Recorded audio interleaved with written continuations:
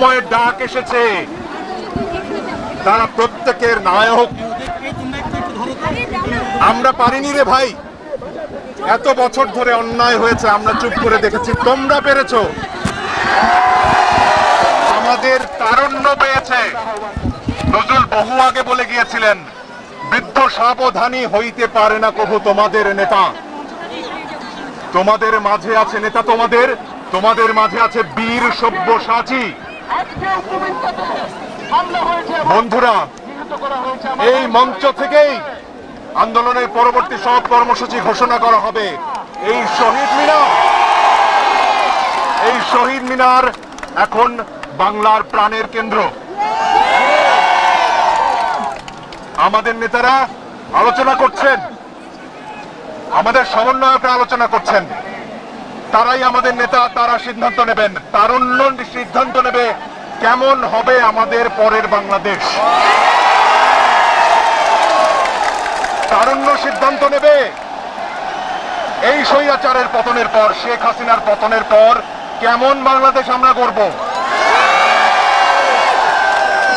তারুণ্য সিদ্ধান্ত নেবে পতনের প্রক্রিয়া কি হবে, কার কাছে তিনি ক্ষমতা হস্তান্তর করবেন, সেটাও তারুণ্য বলে দেবে।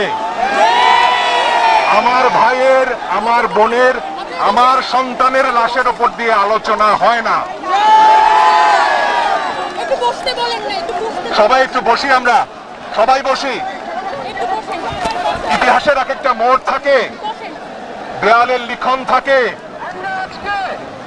আপনাদের বলতে চাই, যারা এখনো ক্ষমতা আঁকড়ে আছেন, দেয়ালের লিখন পড়ুন,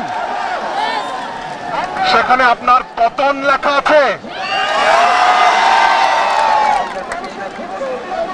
আজ সারা দেশে মানুষ পথে নেমেছে। গুলি চালিয়েছেন, আরো চালাবেন, চালান। লাখো আবু সাইদ বুক পেতে দাঁড়াবে, লাখো মুগ্ধ বুক পেতে দাঁড়াবে, লাখো ফারহান ফায়াজ বুক পেতে দাঁড়াবে। কজনকে মারবেন? কটা বুলেট আছে আপনার? বলেছিলেন 5 বছর গুলি ছুড়লে নাকি আপনাদের বুলেট শেষ হবে না। সাহস থাকে তো ছুড়ুন। আমার দেশের যারা নিরাপত্তা রক্ষীরা রয়েছেন, পুলিশ ভাইরা, বিজিবির ভাইরা, সেনাবাহিনীর ভাইরা, আপনাদের সন্তানও এই গুলির মুখে পড়েছে। আপনাদের বেতন আমাদের টাকায় হয়, ভুলে যাবেন না।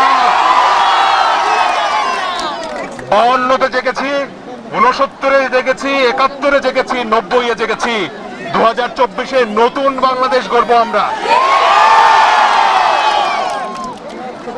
যে বাংলাদেশে বৈষম্য থাকবে না, যে বাংলাদেশে ন্যায় বিচার থাকবে, অবিচার থাকবে না, যে বাংলাদেশে অকারণে শিশুর বুকে গুলি চলবে না। আমরা সবাই শৃঙ্খলাবদ্ধভাবে থাকবো, সবাই ধৈর্য ধরে থাকবো।